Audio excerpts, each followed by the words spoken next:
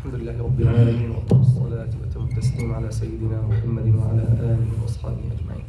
اللهم علمنا ما ينفعنا وانفعنا بما علمتنا وزدنا علما وعملا متقبلا يا رب العالمين. We continue by Allah subhanahu wa ta'ala's blessings in the hadith of Sayyidina Jibreel alayhi salam, or what is known as hadith Jibreel, when he came to the Prophet sallallahu alayhi wasallam and asked him about Islam and Iman and Ihsan and the hour. And as we see, mashallah, is a very, very comprehensive hadith that really summarizes the whole religion and the main aspects of the religion, as we mentioned before. And we stopped at believing in al-qadar, which is also one of the very important pillars of Iman that some people have some confusion about, even though it should be simple and understood well, especially that Allah subhanahu wa ta'ala mentioned in the Quran in many ayat, talked about al-qadar and the benefits of al-qadar and why Allah subhanahu wa ta'ala wrote everything. For example, Allah subhanahu wa ta'ala mentions Surah Al-Hadid. Allah subhanahu wa ta'ala says, ما أصاب من مصيبة في أنفسكم في الأرض ولا في أنفسكم إلا في كتاب. Allah subhanahu wa ta'ala is saying, and this is one of the main benefits of believing in al-qadar. Allah subhanahu wa ta'ala is saying, there is no disaster or calamity that ما أصاب من مصيبة في الأرض that happens on earth or in your own selves إلا في كتاب, except that it is written in a book. This is Allah's prior, pre-eternal, absolute knowledge that never changes. He knew everything before it happens and He recorded it, subhanahu wa ta'ala. Then look at the amazing explanation in this ayah. إِلَّا فِي كِتَابٍ مِّن قَبْلِ أَن نَبْرَأَهَا, before we bring it into existence. إِنَّ ذَلِكَ عَلَى اللَّهِ يَسِيرٌ, surely this is easy for Allah. Why? Why is that writing? Why is that writing there? Why it is already written? It is already known by Allah, we know. Why it's already written? He says, لِكَيْ لَا تَأْسَوْا عَلَى مَا فَاتَكُمْ, so that you don't grieve over what you miss or what have missed you. You applied for a job or something and you didn't get it. You had a flight and you missed it. You had anything that you missed. You did your job, but you missed it. Khalas, you know it's not yours. It's not written for you. So don't over grieve. Don't overburden yourself. Don't feel disappointed. No, it's not yours. You propose for a girl and they did not give you. It's not yours. If it is written for you, the inhabitants of the heavens, means the angels, and the inhabitants of the earth, if they all gather to take it from you, take her from you, they cannot, if it's written for you. But it's not written for you. So what do? You say what? قَدَّرَ اللَّهُ وَمَا شَاءَ فَعَلْ. قَدَّرَ اللَّهُ وَمَا شَاءَ فَعَلْ. We say Allah has decreed this and He does whatever He wills. Look at this amazing comfort that the Quran gives us, and this belief in particular gives us. لِكَيْ لَا تَأْسَوْا عَلَى مَا فَاتَكُمْ وَلَا تَفْرَحُوا بِمَا آتَاكُمْ, and so that you don't over rejoice over what He has given you. وَلَا تَفْرَحُوا بِمَا آتَاكُمْ, don't over rejoice. Don't think you got it with your smartness, with your cleverness, with your readiness, with your qualifications, with your. No, it's written for you. Allah subhanahu wa ta'ala has decreed it for you. So don't over rejoice by what you get, and don't over grieve by what you miss. لِكَيْ لَا تَأْسَوْا عَلَى مَا فَاتَكُمْ وَلَا تَفْرَحُوا بِمَا آتَاكُمْ. SubhanAllah, I did not prepare this ayah, but I mention it so that I don't forget it, because it's one of the most important ayat in this regard. So, as we mentioned, Iman in al-Qadar is a fruit, if you like, or a result of believing in Allah's ultimate and absolute knowledge and ultimate and absolute power and will, right? So how does it happen exactly according to Allah's knowledge? How things happen exactly according to His knowledge? Because of His power. Because of His power, subhanahu wa ta'ala. He is the creator of everything, right? He is the creator of everything. Well, is He also the creator of my own actions? Yes. Yes. He is the creator of your own actions. And here we have some people who come and say, if Allah subhanahu wa ta'ala is the creator of my actions, then how He's bringing me to account for these actions? Well, if you want to understand precisely, Allah does not bring you for account or to account for your actions in particular. He brings you for account or to account, you know for what?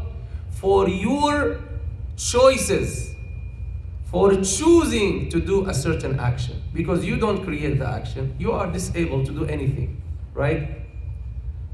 For example, when a person chooses to go, and instead of going, for example, they say in Damascus,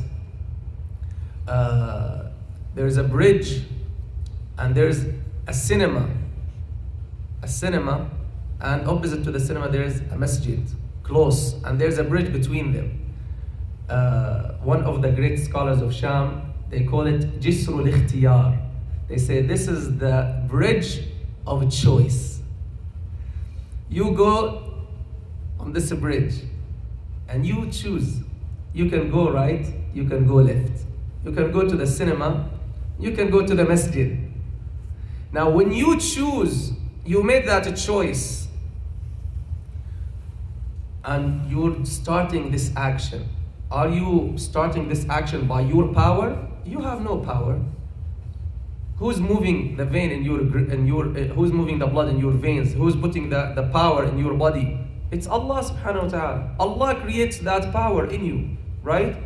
And when He wants to freeze you in your own place, He can, as He froze some of the pagans who were making the sin in front of the Kaaba. Allah froze them in their own place and made them like stones, right? He can do it anytime He wants, subhanahu wa ta'ala. So when you choose to do a certain action, Allah subhanahu wa ta'ala creates the power in your body and make you and let you do what you want to do. And He gives you the choice to do it. So Allah is the creator of everything, as He says in the Quran. This is agreed upon by the scholars of Ahl Sunnah. وَهُوَ خَالِقُ كُلِّ شَيْءٍ. He's the creator of everything. And in another verse, it's very clear. He says, وَاللَّهُ خَلَقَكُمْ وَمَا تَعْمَلُونَ. Allah created you and what you do. Whatever you're doing is the creation of Allah. You cannot do anything. I cannot do anything. It's all Allah's creation and Allah's power. And He gives it to us when we choose. You choose to do this thing, okay, He gives you the choice. The scholars, they give an example when you want to write a sentence, okay? Who created your hand? Allah subhanahu wa ta'ala. Who created the material for the pen, the ink, the blood in your veins, right? The power, all this is the creation of Allah, right? These things by themselves, can they write? They cannot write. When does the writing happen? When you choose, right? When you choose to write and you have the will and the intention to write, Allah subhanahu wa ta'ala allows these tools and these organs in your hand to respond to your choice of writing, right? Then it's Allah subhanahu wa ta'ala who's putting the power and who's allowing the ink to go there and allowing the ink to stick to the paper, and all these things is by Allah subhanahu wa ta'ala, is not by itself. Nothing by itself happens. All these things happens by Allah subhanahu wa ta'ala's will and power. And then when you wrote, then we say He is a writer, even though you did not create the action itself, but you chose to write. And now when you write a good thing, you'll be rewarded for it. You write a bad thing, you'll be punished for it, right? And this is even for us as humans. If you go to the judge, okay, if someone by accident, may Allah protect us, by accident he had an accident and he ran over someone, for example. When they bring you to account, practically or originally they're not bringing you to account for running over the person, because you did not do it. It's the car that did it, right? You did not go over the person. It's the car that went over and harmed the person, not you. But you took the choice, right? You took that choice, whether by accident or by intention. But the point is, you took the choice. It's not by the action. If someone puts poison for someone, is it that person who killed the other person, or the poison killed him? What killed? Basically the poison, but you chose to put the poison for this person. So this is clear in the Quran. Allah says, لَهَا مَا كَسَبَتْ وَعَلَيْهَا مَا اكْتَسَبَتْ. You will have what you earn, and against you is what you will have the good that you earn, and against you is the evil that you earn. You have earned that kasab, the scholars call it. Okay, that choice. So Allah subhanahu wa ta'ala bring us and will bring us to account for our choices. There are some other questions, inshallah. Their answers is very clear and very easy. Inshallah, we'll cover them next time. Someone might say, well, if Allah subhanahu wa ta'ala knows I'm gonna do something wrong and I chose to do something wrong, then why He allowed me? Why He gave me the power to do that wrong thing? Well, if He doesn't allow you, then there is no meaning for this life. Then it's not a test anymore. You see? If you want to go, if that person on the bridge, he wants to go to the cinema and Allah doesn't allow him. Everyone who wants to go to the cinema, Allah doesn't allow him. So everyone has to go, Allah makes them go to the masjid. This means they're forced to do the right thing. They're forced, they don't have the free will anymore. And when you're forced to do something good, like the angels, then you're not mukallaf anymore. There's no meaning for this life. It's not a test anymore. Right? But Allah allows you. Choose what you want. As Allah says in the Quran, اِعْمَلُوا مَا شِئْتُمْ. Do whatever you want. Then He says, إِنَّهُ بِمَا تَعْمَلُونَ بَصِيرٌ. Surely He is fully aware and watchful of what you do. Whatever you're going to choose.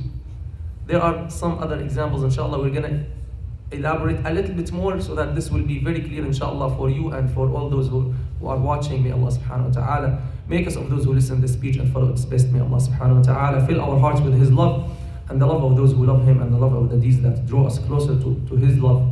May Allah subhanahu wa ta'ala help us to make the right choices, the choices that please Him, the choices that please Him and please His Messenger sallallahu alaihi wasallam, the choices that will make us happy in this world and in the next world. May Allah subhanahu wa ta'ala give us the strong will and determination and himmah to do good for us and for ourselves. Allahumma salli ala Sayyidina Muhammadin wa alihi wa sahbihi wa sallim. Oh Allah, give relief to our brothers and sisters who are suffering everywhere. Ya Arhamar Rahimeen. Oh Allah, protect us in this world and the next world. Protect us from the torment of the grave. Protect us from the trials of this life and the trial of the Antichrist. Ya Rabbil Alameen. Allahumma salli wa sallim wa barik ala Sayyidina Muhammad wa alihi wa sahbihi wa sallim tasliman kathiran walhamdulillahi rabbil alamin.